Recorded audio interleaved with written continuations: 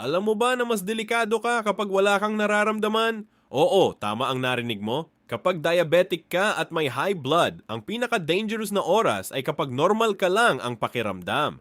Bakit? Dahil ang katawan mo ay nasanay na sa mataas na sugar at presyon. Kaya hindi mo na nararamdaman ang warning signs. Halimbawa, mataas na ang sugar mo sa 300 pero okay ka pa rin. O kaya naman, nasa 160 na ang blood pressure mo pero walang sakit ng ulo. Ito ang tawag nila, silent danger. Ang diabetic neuropathy ay nagiging dahilan kung bakit hindi mo na nararamdaman ang panganib. Ang mga ugat mo ay nasira na pero hindi mo alam. Kaya importante, araw-araw mong i-check ang sugar at presyon mo. Hindi pwedeng feeling lang. Kailangan mo ng numbers. Dahil kapag naghintay ka pa na may maramdaman, huli na ang lahat. Follow mo ako para sa mga tips na makakatulong sa'yo araw-araw.